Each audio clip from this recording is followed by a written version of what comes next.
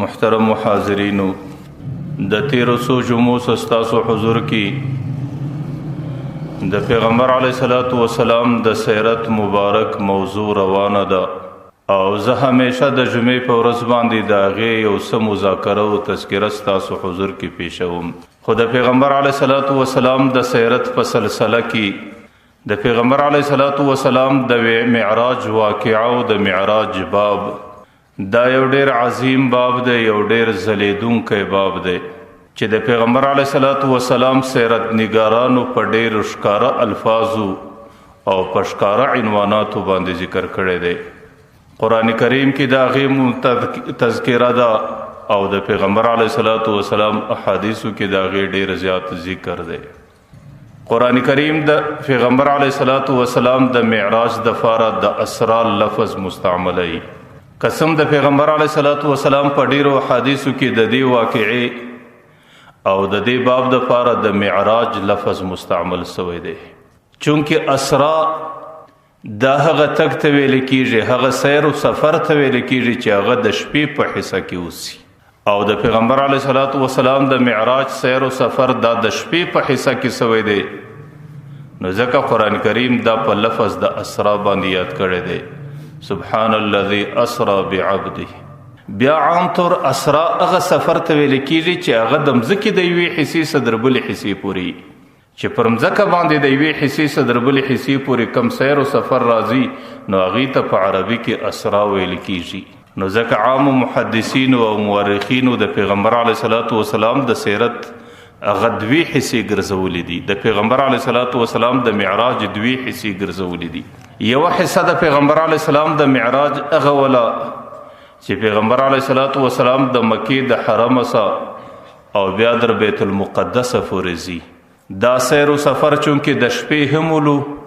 او دا سیر و سفر د پیغمبر علیه الصلاۃ والسلام د مځکې د یو حصې څخه تر بلې حصې پورې و.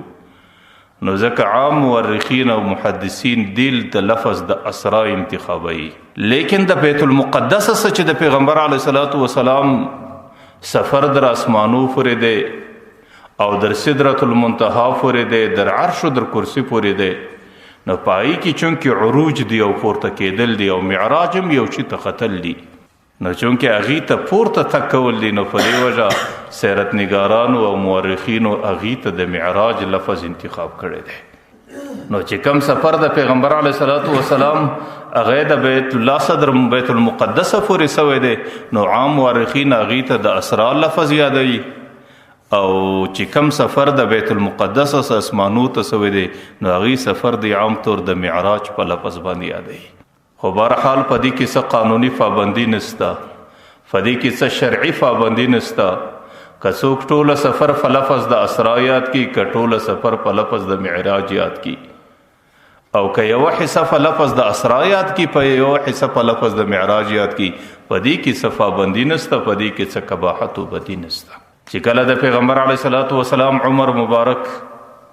مکه مکرمه کې 50 کاله ته ورسېدی او د پیغمبر علیه الصلاۃ والسلام د نبوت 11 کال، یا د پیغمبر علیه الصلاۃ والسلام عمر په مکه مکرمه کې 52 کاله ته ورسېدی، لکه غالبا حضرت عبدالله ابن عباس رضی الله عنه د 52 کاله روایت ذکر کوي، او دې وخت کې د پیغمبر علیه الصلاۃ والسلام د نبوت 12 کال چې مکه مکرمه کې پیغمبر علیه الصلاۃ والسلام ته کم تکالیف و کم اذیتونه و کم مشقتونه و هغې ټوله پیغمبر علیه الصلاۃ والسلام برداشت کړو، چې د هغې ورځ په کومو مشقتو کې وه، د هغې شپه په کومو مشقتو کې وه، چې کله به هغې د خلکو سره ملاقات کوئ یا به هغې د خپلې زندګۍ د تیرېدلو یو ترتیب برابروئ چې د قریشو د طرفه د ده سره څومره عداوت و دښمني وه، او هغې په هغه عداوت و دښمني کې د ده سره څومره شدت او سختي کوله، چې کله پیغمبر علیه الصلاۃ والسلام هغه ټولې خبرې برداشت کړي، بیا د هغې سره چې د بنو هاشم پر قبیله باندې په شعب بن ابي طالب کې 3 کاله کم بندیز راغلی، چې پر هغې باندې کومه لوږه تېره سوه او هغې کوم مشقتونه برداشت کړو، چې ټولو قریش کې څوک د دې سره سلام و کلام ته نه و تیار، او په ټولو قریشو کې څوک د دې سره تجارت او رانیولو او خرڅولو ته تیار نه و. هغه 3 کاله په ډېر مشقت کې تیر سول. د هغې څه وروسته بیا د پیغمبر علیه صلات وسلام چې د باندې کم معاون ابو طالب و هغې وفات چې په کور کې دننه کم چا دته پر هر مشکل باندې تسلي ورکوله حضرت خدیجة الکبرا دا غالبا دواړه په 3 ورځې یا په 5 ورځ کې سره وفات او پیغمبر علیه صلات وسلام د هغې څه وروسته قبایلو ته خپل دین رسول بني بکر قبیلې ته رالی بني کتحان قبیلې ته رالی او بیا خاص کر د پیغمبر علیه السلام د سیرت هغه اندوهناک هغه ستړی او غمجن سفر چې د طائف سفر و چې هغې ته م ورسېدی چې د مځکې پر مخ باندې یو مغرور انسان دی هغې پیغمبر علیه صلات وسلام ته وایي زه ستا سره خبرې کولو ته تیار نه یم او څوک ورته وایي چې الله تعالی د مکې پرده خرابوله الله مکه نعوذ بالله بعزته کوله چې هغې ته ته نبي راواستولې د خبرو کولو بجای پیغمبر علیه صلات وسلام په ډېر ظلم او ستم باندې د خپل کلي سره باسي او د کلي څخه د رایستلو صرف خبره نه ده بلکې چې کم د علاقې اوباش او ځوانان دي چې هغې په پیغمبر علیه السلام باندې پسې کوي او د پیغمبر علیه صلات وسلام پر بدن باندې د هغې د طرفه د کاڼو باران راځي او د پیغمبر علیه صلات وسلام ټوله بدن هغه د خپل جسم په وینو باندې کرنګ او رنګ جوړیږي او زید ابن حارثه دې سفر کې د پیغمبر علیه صلات وسلام سره ملګری دی او زید ابن حارثه د پیغمبر علیه صلات وسلام په دفاع کې چې څومره مشقت برداشت شي چې د هغې مبارکم ټوله بدن په خپلو وینو باندې لړل کیږي چې کله دا ټوله ترتیبونه تیر سلو پیغمبر علیه صلات وسلام خپل امتحانات په ښه طریقه باندې تیر کړل نو د الله تعالی رحمت په جوش کې رالی الله تعالی پیغمبر علیه صلات وسلام ته هغه اعزاز ورکوي چې د مځکې پر مخ د بل چا نه په نصیب سوی هغه اعزاز څه دی چې اسمانو ته به راځي هغه اعزاز څه دی د الله تعالی ملاقات ته به راځي او پر عرش باندې سربیره به د خپل رب سره ملاقات دا صرف اور یوازې په ټوله انسانیت کې د په قسمت و نصیب کې راځي ځکه پیغمبر علیه صلات وسلام باندې چې حالات تیر سو نو الله تعالی د هغې متعلق دا اراده و فیصله وکړه چې هغه ذات هغې به زما ملاقات راځي او زما سره به پر عرش سربیره د هغې ملاقات او کلام وي ځکه دا په دنیا کې هم قانون دی چې کله یو لوهار د اوسپنې څخه یو قیمتي لوښی جوړوي او چې کله لوهار د یو شي څخه بهترین د زیب و زینت یو آله و سبب شکل جوړوي نو هغه اوسپنه یو ځل د اور په بټیو کې ډېره پخیږي پر هغه اوسپنه باندې د چټکانو ډېر سخت ګزارونه کیږي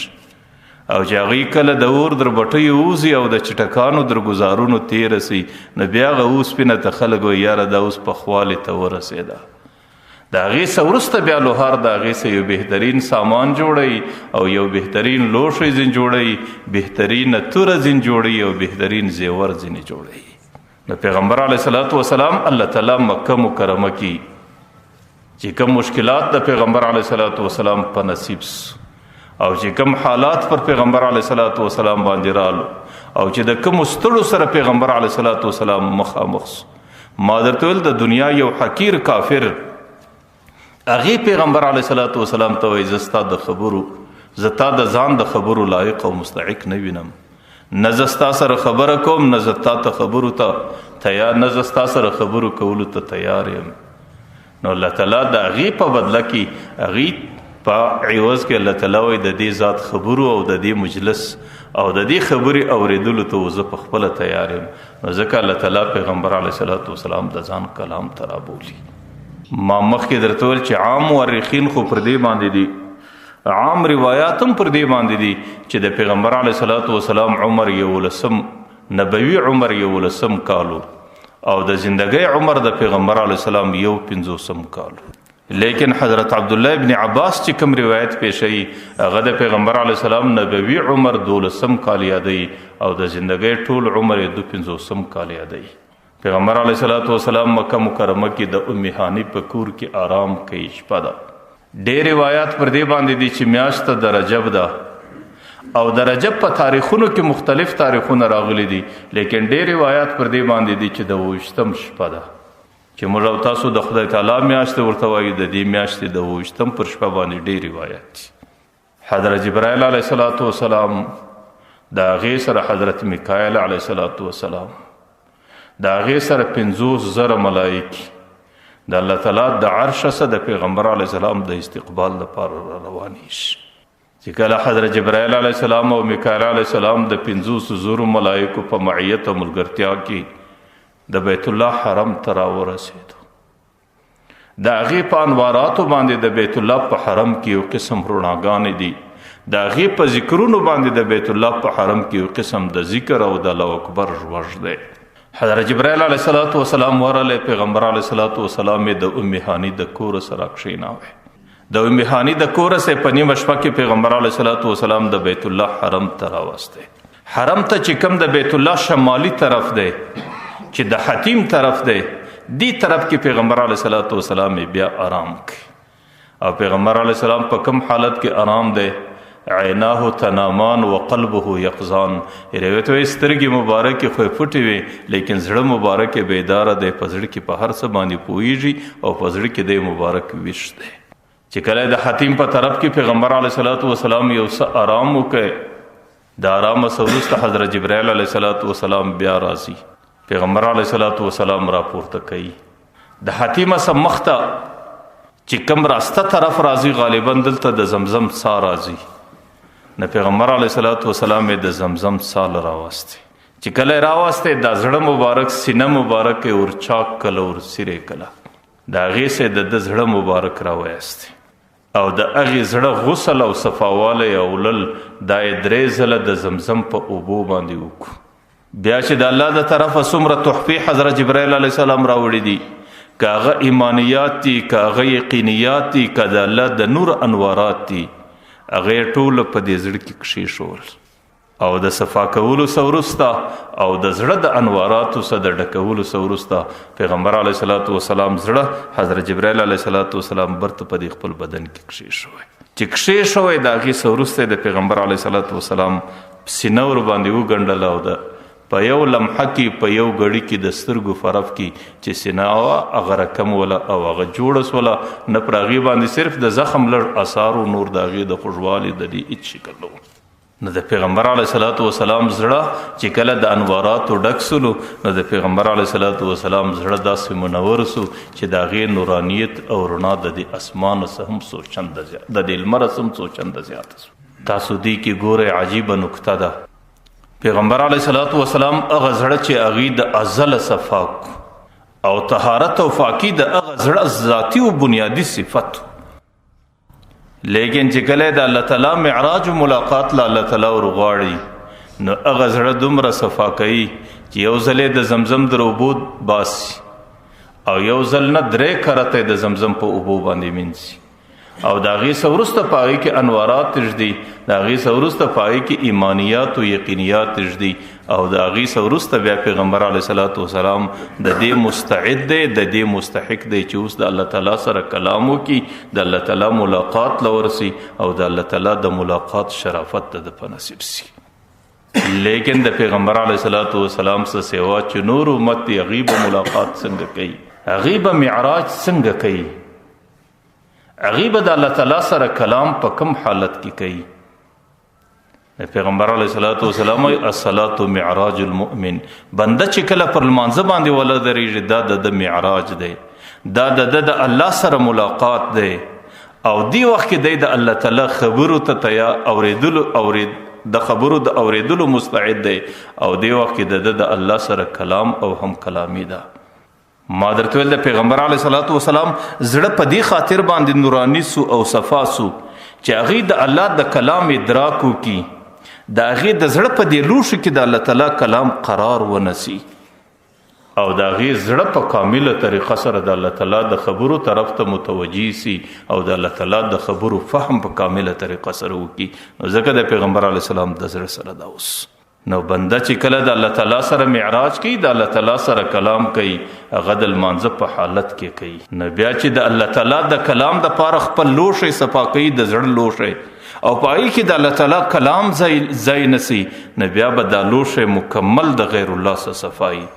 دا به د فکرونو څه صفایي، دا به د سوچونو څه صفایي،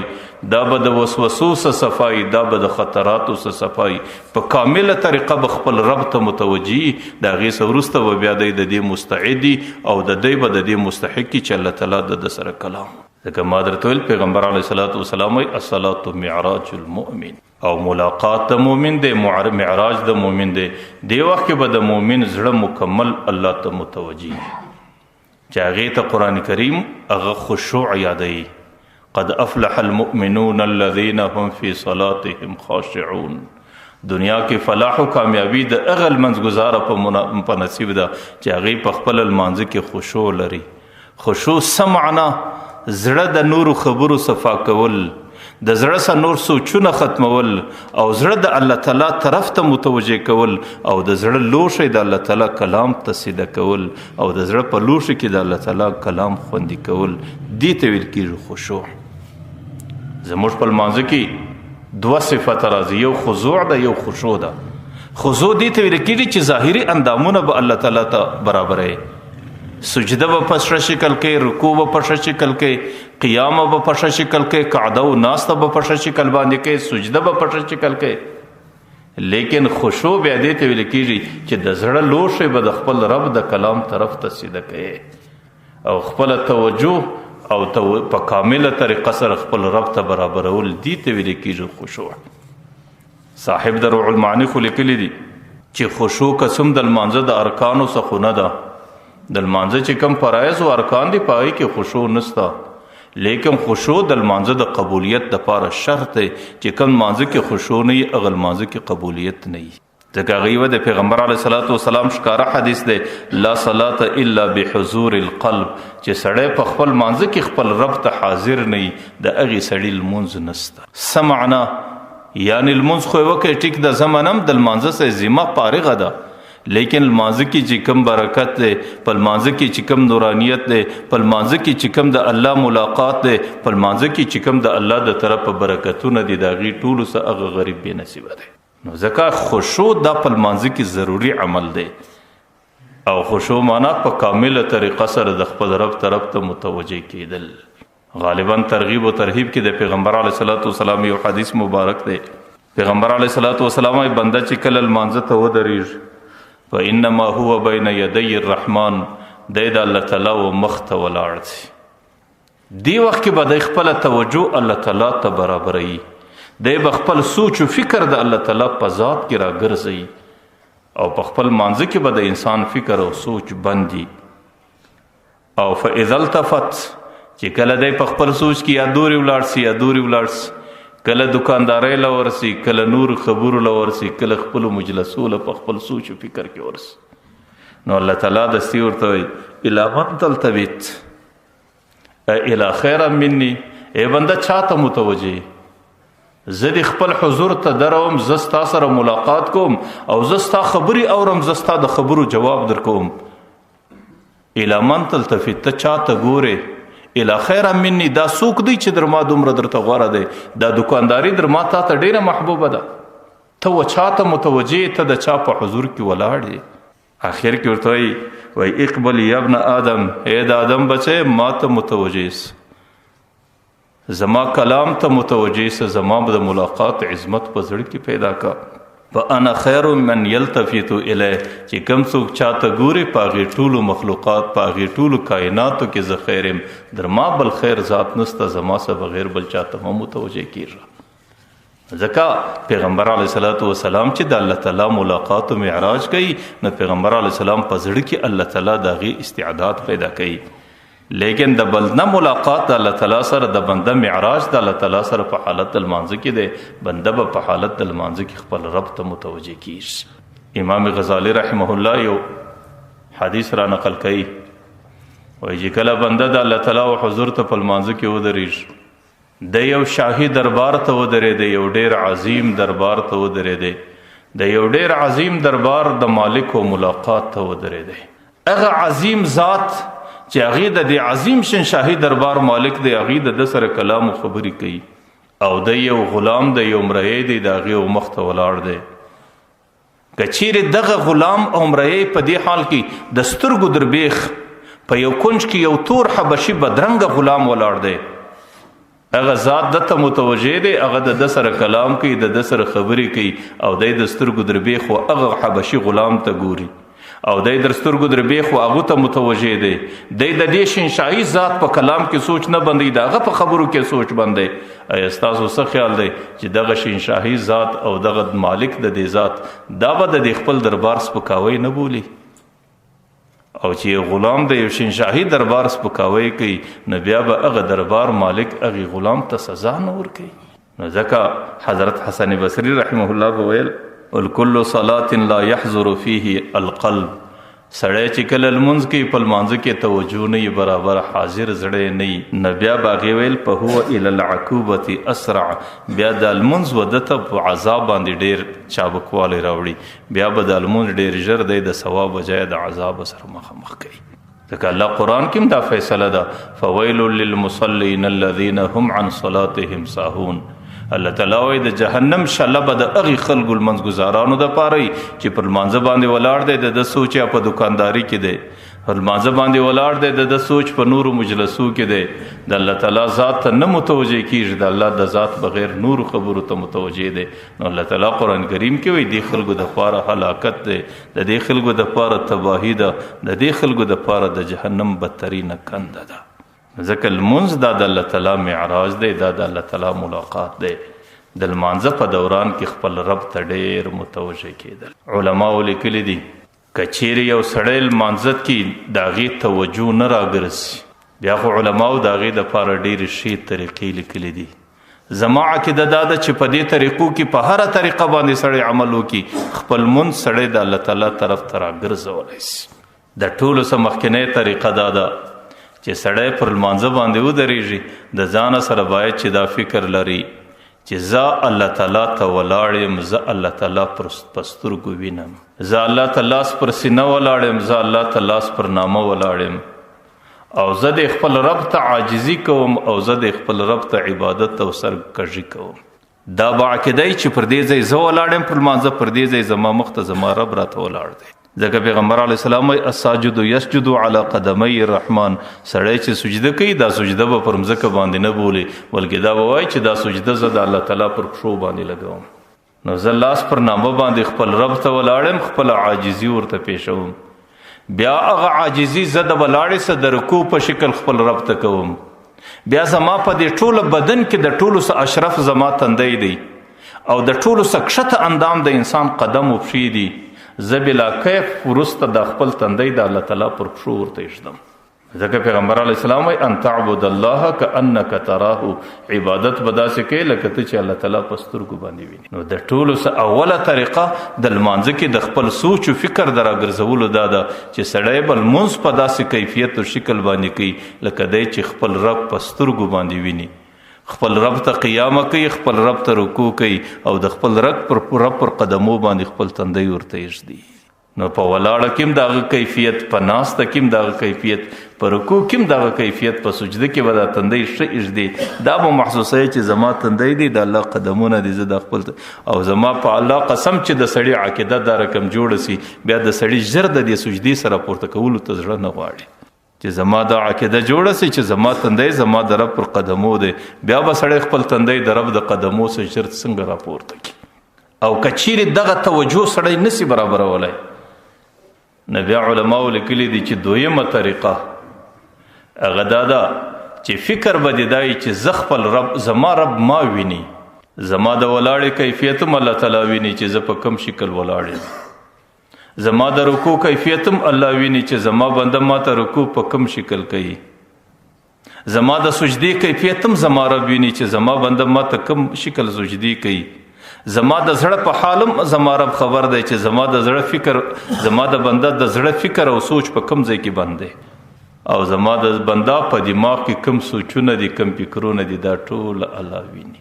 نو بیا به لمونځ په حالت د ولاړې او د رکوع د سجدې کې به ستا دا عقیده وي چې زما رب زما هر عمل ته متوجه دی، زما سجده څنګه ده، زما رکوع څنګه ده، زما ولاړه څنګه ده، زما قومه څنګه ده، زما قعدت څنګه ده.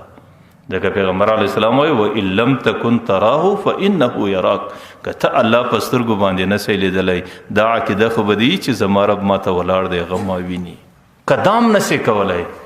نو بیا علماو د دې دپاره درېیمه طریقه چې د لمانځه سړی الحمدلله وایي د دې په معنا کې سوچ بندول. ځکه چې ته الحمدلله وایي الله څه درته وایي ته څه ورته وایي. چې کله ته وایي الحمدلله رب العالمین دا د الله سره کلام دی، الله پر دې ځای درته ولاړ دی، هغه دستي جواب درکوي حمدني عبدي زما بنده زما حمد ووایي. چې کله ته وایي الرحمن الرحیم الله دستي جواب درکوي اثنا علی عبدي زما بنده پر ما باندې ثنا وویله. چې کله ته وایي مالک یوم الدین الله تعالی دستي جواب درکوي مجدني عبدي زما بنده زما څومره بزرګي بیان کړه چې زه د ټوله ورځې د قیامت مالک یم. چې کله ته وایي ایاک نعبد و ایاک نستعین یا الله عبادت هم ستا دپاره کوم او مدد هم ستا دپاره ستاسه غواړم. الله تعالی وایي هذا بیني و بین عبدي زما او د بنده په مابین کې دغه معاهده ده، عبادت به زما څه غواړي زما دپاره کوي، مدد هم زما څه غواړي. ولعبدي ما سأل وایي بنده معاهده خو اوس سره څه غواړي. نو بره بنده دعا شروع کی اهدنا الصراط المستقیم صراط الذين انعمت عليهم غیر المغضوب عليهم ولا الضالین. الله تعالی دستي ورته هذا لعبدي بنده دا ټول زما د طرف استاسو. ولعبدي ما سأل نور څه غواړي نور سره ته وایي. نو بیا درېیمه طریقه دا ده چې سړی به د لمانځه توري د اکثریت عربي که سړی لږ خوانده نو چې خپل لمونځ په ښه طریقه باندې کوي هغه به د دې لمانځه په دې تورو په معنا کې سوچ بندوي چې د الحمدلله څه معنا ده او زه چې وروسته صورت وایم د هغې څه معنا ده، سبحان ربي العظیم څه معنا ده، سمع الله لمن حمده څه معنا ده، او ربنا لك الحمد څه معنا ده، او سبحان ربي الاعلى څه معنا ده. د دې ټولو په معناګانو کې سوچ بندول. نو دا درېیمه طریقه ده چې په دې شکل به سړی خپل فکر راګرځوي. او که چیرې یو سړی خوانده نه وي د دې په معناګانو باندې سر نه خلاصېږي نو بیا د هغې دپاره څلرمه اسانه طریقه علماو دا بیان کړې ده چې د لمانځه په صرف تلاوت کې سوچ بندول، په دې الفاظو کې سوچ بندول چې اوس زما سوره فاتحه روانه ده الحمدلله رب العالمین، او چې کله دې دا وویله د دې صورت چې کوم صورت ته وایه په هغې صورت په الفاظو کې سوچ بندول. چې کله ته رکوع کوې د هغې په چې کوم الفاظ ادا کوې په دغه الفاظو کې سوچ بندول. چې کله ته رکوع کوې چې کله ته قعده کوې اتحیات وایه د دې په الفاظو کې سوچ بندول. او که دا هم سړي ته څلرمه طریقه ګرانه وي نو پنځمه طریقه بیا علماو لیکلې ده چې پکار دا دی د سړي په ټول لمانځه کې په بیت الله کې فکر باندې چې زه بیت الله ته ولاړم او زه بیت الله ته عبادت کوم او زه بیت الله په سترګو وینم او په بیت الله کې زما ټوله سوچ فکر بند دی. بیا به په ټول لمانځه کې د سړي په دماغ کې بیت الله پر لګرځي او بیت الله به مخ ته کوي. او شپږمه طریقه قدام نسی کولی نه بیا علماو لیکلي دي چې د لمانځه په ارکانو کې خو دې سوچ بند کی چې زه په حالت د ولاړې کې یم، زه اوس په حالت د رکوع کې یم، زه په حالت د سجدې کې یم او زه په حالت د ناستې کې یم. نو په دغه شکل خپله توجه راګرځول. لیکن موږ دی الله معاف کې ډېر ځله سلام په وګرځو په دې نسو پوه چې 2 رکعته وسو که 3 وسو، نه په ولاړه پوهېږو نه په رکوع پوهېږو نه په ناسته پوهېږو نه په سجده پوهېږو. ډېر ځله چې رکعتونه راسه تېر سوي دا پام نه وي چې اوس امام د دې مسبوق یم، امام اوس د امام څخه وروسته ما 100 رکعته وکړو، څو ده کړي څو ما کړي.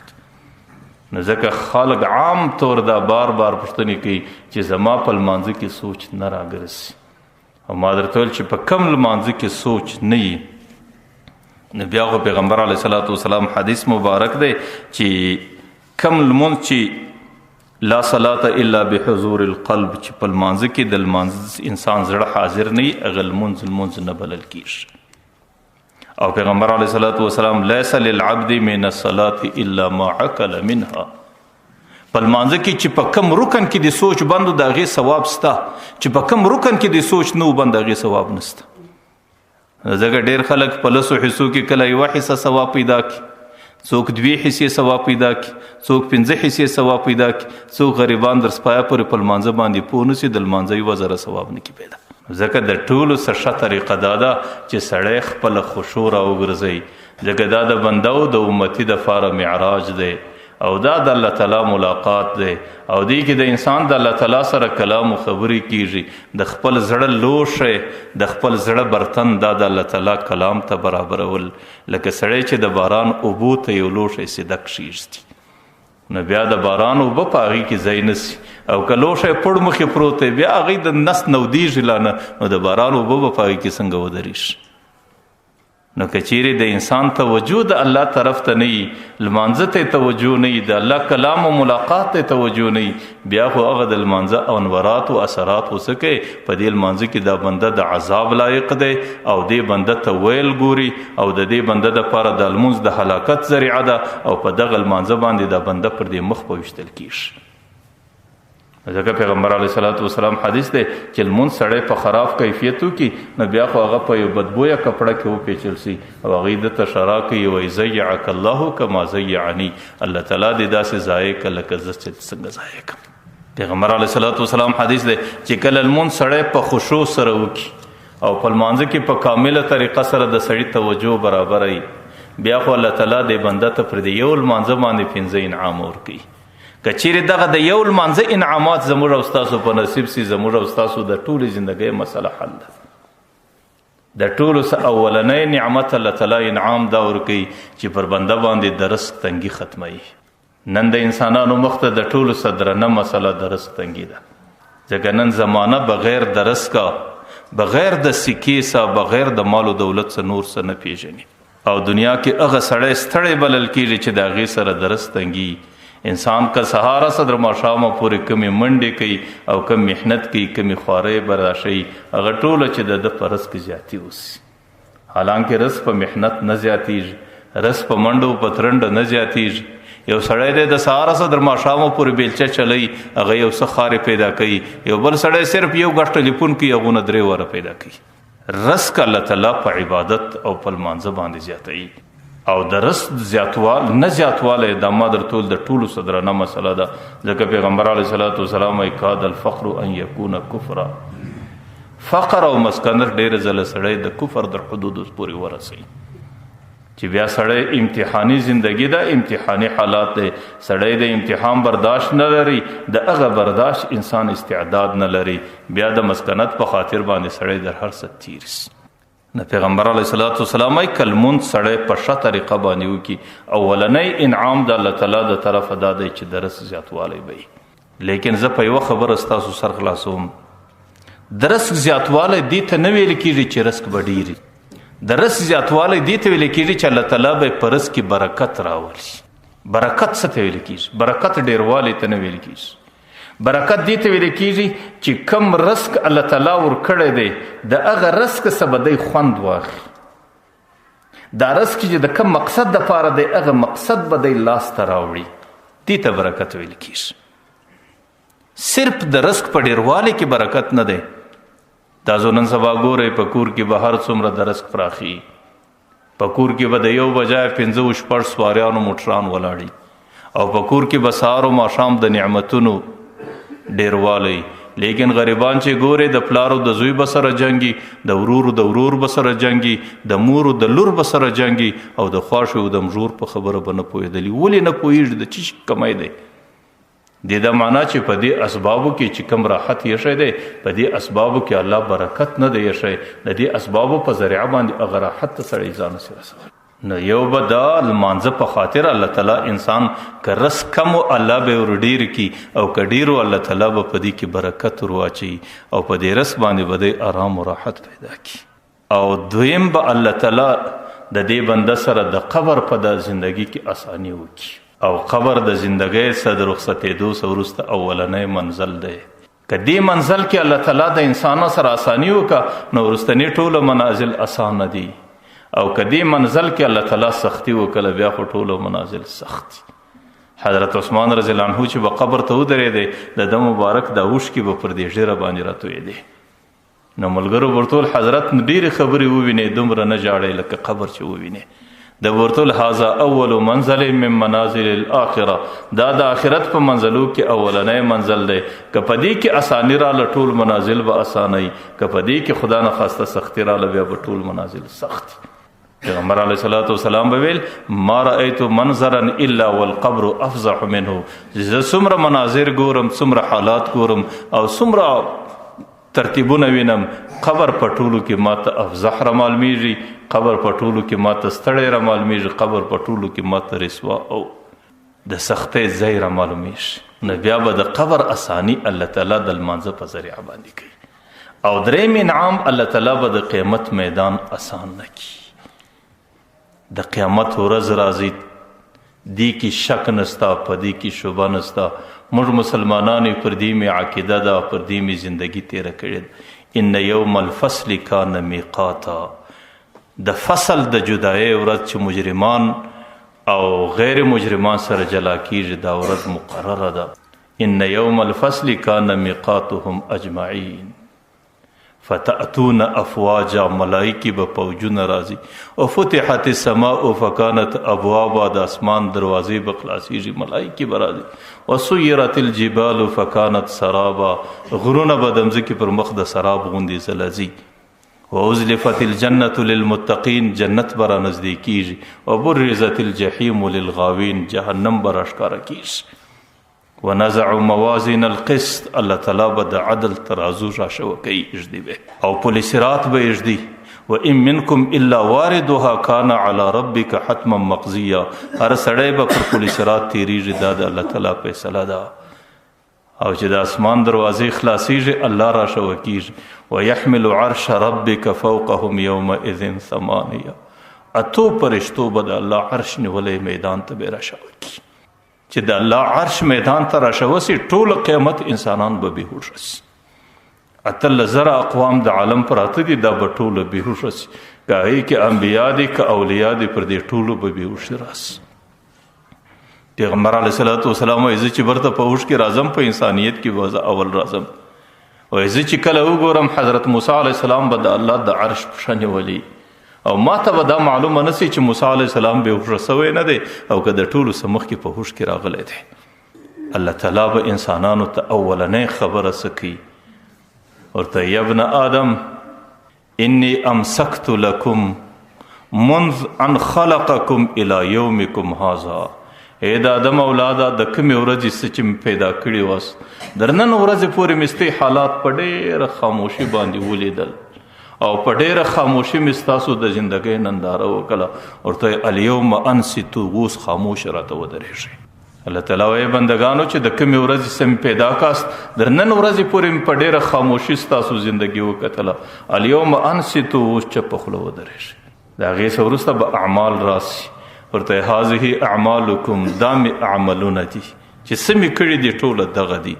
فمن وجد فيه خيرا فليحمد الله، که چا نیک عملونه کړي و بس د الله حمد ادا کی. او من وجد فيه غیر ذلك فلا يلومن الا نفسه، که د خیر عمل نو بد عمل درسه سوی و ملامتیا پر ځان باندې ووایست. دی به چیغې کی، الله تعالی به ملائکه ته وایي الیوم نختم علی افواههم، پر دې خولو یې مهر ولګوو. بس په هغه ورځ باندې فاما من اوتي کتابه بیمینه فسوف يحاسب حسابا یسیرا، چې کوم چاته عمل نامه پر استه لاس ورکول سي حساب به ډېر اسانه وي. فیقول ها امقرؤ کتابیه، دی به راغلي وایي زما عمل نامه وګورئ. انی ظننت انی ملاق حسابیه فهو فی عیشة راضیه، ډېر خوشحاله زندگی وایي وایي زما په دنیا کې لا دا عقیده و چې دا ورځ راته ګوري. واما من اوتی کتابه بشماله، کم بدبخت ته چې عمل نامه په چپ لاس ورکي. فیقول یا لیتنی لم اوت کتابیا، کاش عمل نامه مې نن نه وای. ولم ادري ما حسابیا، زه په دې نه پوهېدم چې حساب څنګه دی. یا لیتها کانت القاضیه، کاش نن ورځ زما د مرګ ورځ وای. ما اغنا عني مالیا، چې دنیا کې ما څومره مال او دولت وګټئ، هغې ما ته څه نفع ورسوله. هلک عني سلطانیه، په دنیا کې زما حکومت او امارت او هغې ما ته څه نفع ورسوله. الله به ملائکو ته خذو فغلو، تاسو یې راونیسئ، د جهنم زنځیران ور باندې راوګرځوئ. ثم الجحیم صلو، په دې جهنم یې پسې ورننه باسئ. نو بیا که سړی لمونځ په ښه طریقه باندې کوي نو دریم انعام الله تعالی دا ورکوي چې د قیامت په میدان کې به عملنامه په راسته لاس باندې او څلورم انعام الله تعالی دا ورکوي چې پر پل صراط به هغه سړی په ډېره اساني باندې تیر سي د قیامت میدان دی علماو لیکلي دي د کافرانو دپاره پل صراط نسته کافران د قیامت د میدانه څخه سیده د جهنم په دروازو نه نوځي لیکن د قیامت د میدانه څخه بیا پر جهنم باندې سربیره پل تیر سوی دی چې پل لاندې ورسېدی هلته جنت دی الله تعالی وایي ان منکم الا واردها هر سړی به اوس پر پل صراط تیریږي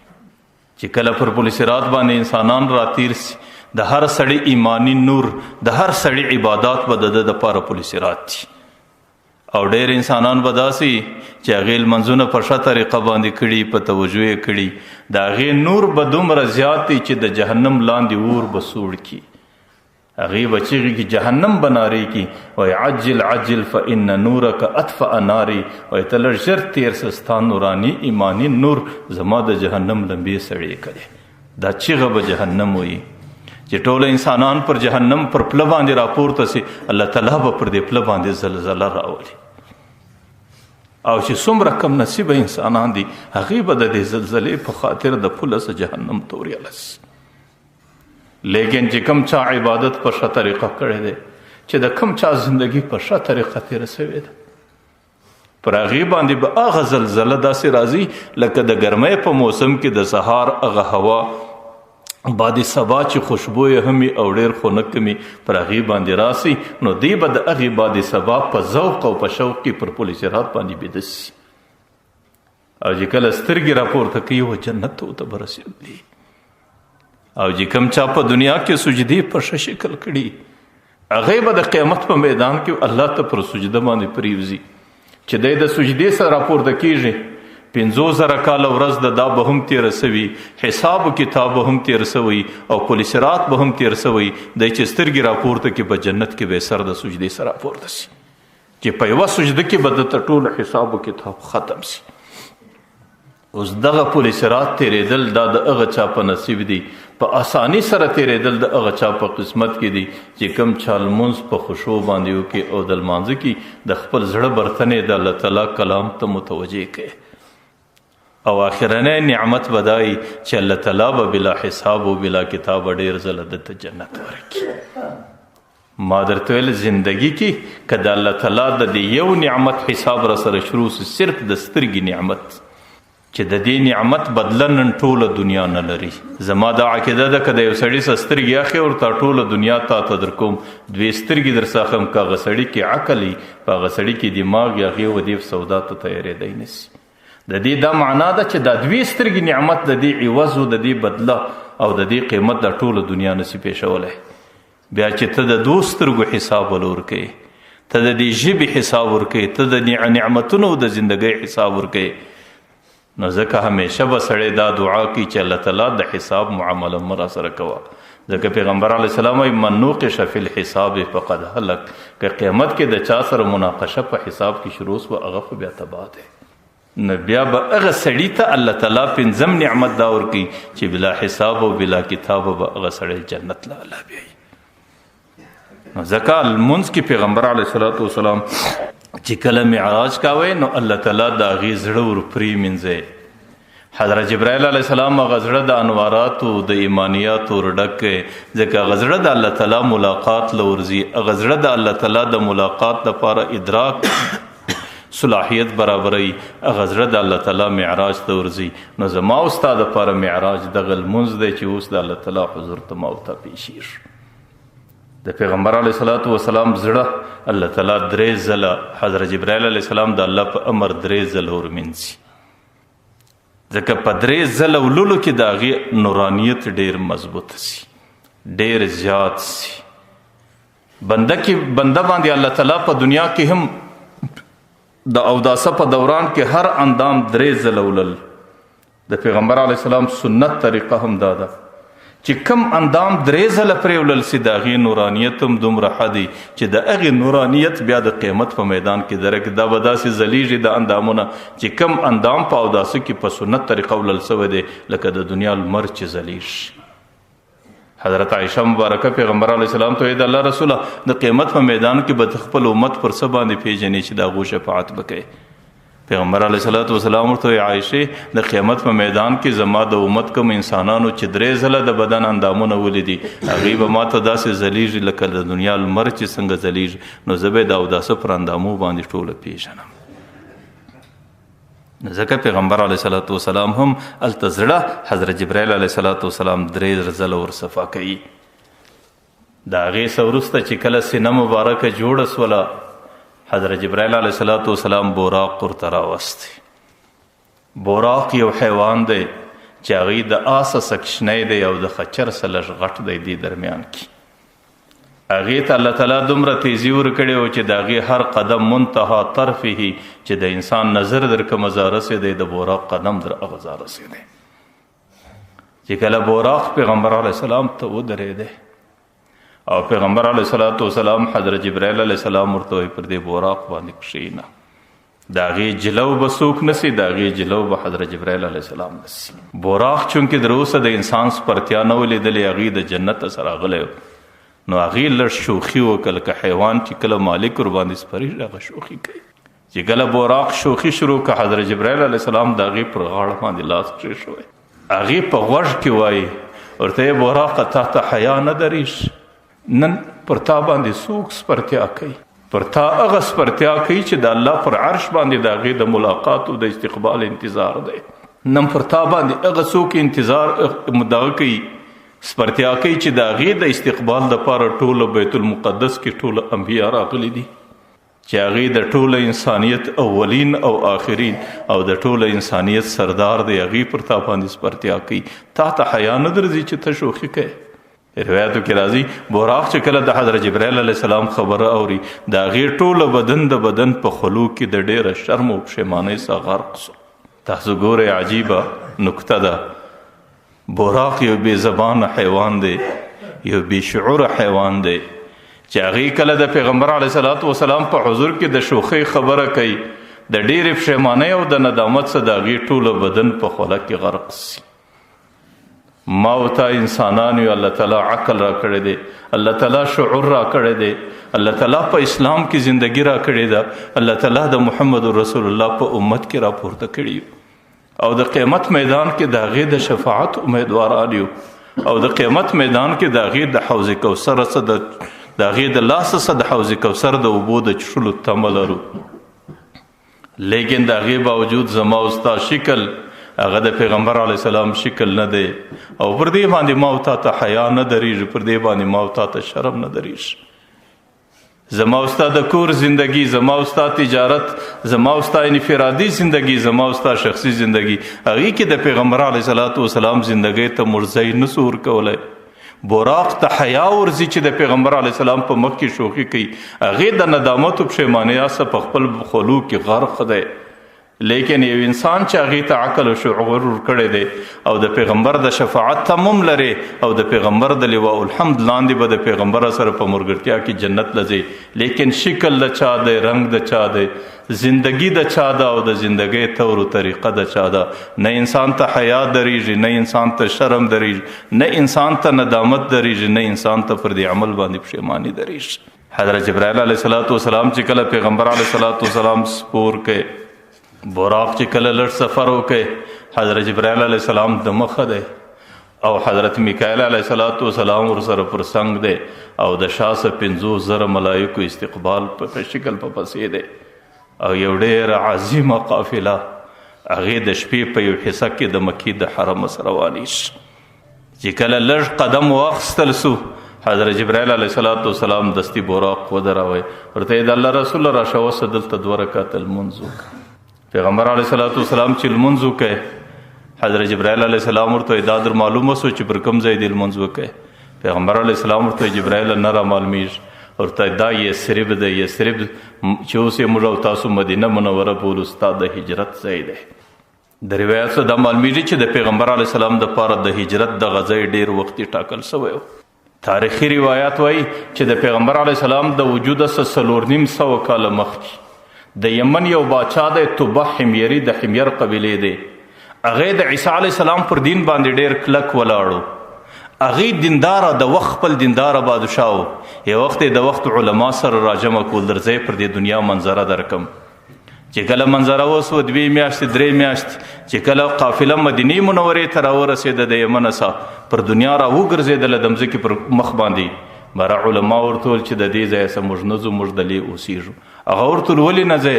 ول زموږ په آسماني کتابو کې یو خبره لیکلې ده چې یو نبي آخر الزمان محبوب راځي د دنیا ته، د هغې د هجرت ځای چې کومې نښانې دي هغه موږ دغه ځای بولو. د دې ځای څه موږ نور سفر نسو کولی، یا به نبي زموږ په زندگی کې راسي یا به زموږ پر نسلونو باندې راسي، ځکه د هغه نبي صحابه به یا موږ سو یا به زموږ نسلونه سي، ځکه د هغه نبي صحابو ته د انبیاو څه وروسته الله اوله درجه ورکوي. نبي هغه بادشاه د هلته کورونه ورته جوړ کړو او یو خاص کور یې د پیغمبر علیه السلام دپاره جوړ کړي. ول که چیرې ستاسو په زندگی کې رالی یا زما په زندگی یا زما د مرګه څه وروسته دغه کور زما د طرفه په تحفه کې ورکړي. 4 کاله بعد چې پیغمبر مدینې ته راغی، په قبا کې غالبا 2 ورځې تېرې کړي. چې بیا کله پر سفر باندې د قبا څخه حرم ته را روان سلو، نو د مدینې ټوله قبایل مخ له ورله وتل، چا د وخت اشعار ورته ویل، چا استقبالونه کول، او د پیغمبر هر څوک ور حمله کېدی، د پیغمبر د غوښې مهارې نیوی چې زما کور کې پیغمبر میلمه سي. لیکن پیغمبر به ویل دعوها فانها مأموره، زما وښه پرېږدئ، هغه په خپله الله امر کړی د خپل ځای له ځان رسوي. وښه راله حاجانو مبارکانو چې د پیغمبر روضه ته پر کوم ځای باندې سړی درېږي سلام ورته کوي، بعینه پر دغه ځای باندې وښه کښېنستله. او دې حجره کې هغه وخت کې د حضرت ابو ایوب انصاري کور او پیغمبر علیه الصلاۃ والسلام بیا د دې کور میلمه سو. دغه څه وروسته بیا دا کور پیغمبر علیه السلام ته حواله سو. د هغې وخته څه دا کور د پیغمبر علیه السلام دپاره انتخاب سوی و. چې کله در دې راتېر سو، حضرت جبرائیل علیه السلام بیا 2 رکعته لمونځ په کوي، ورته دا در معلوم سو کوم ځای دی، ورته دا بیت دا کوی تور د موسی علیه الصلاۃ والسلام دی. چې در دې راتېر سو، پیغمبر علیه السلام بیا 2 رکعته لمونځ کوي، حاجي جبرائیل یې په کوي، ورته دا کوم ځای دی، ورته دا مدین دی د حضرت شعیب علیه السلام کلی دی. در دې چې راتېر سو اخرنی 2 رکعته لمونځ 4م ځل په کوي، او پیغمبر علیه السلام ته وایي دا کوم دا در معلوم سو؟ هغه وایي نه، وایي دا بیت اللحم دی چې پر دې ځای حضرت عیسی علیه السلام الله پیدا کړی دی. نو 4 ځایه لمونځ په وکړئ، د هغې څه وروسته پیغمبر علیه السلام بیت المقدس ته رسېږي. اوس په لاره کې بیا څه ویني، کم حالات ویني، په زندګي و د هغې متعلق وروسته خبرو کوو. الله دې دا مذاکره قبوله کړي.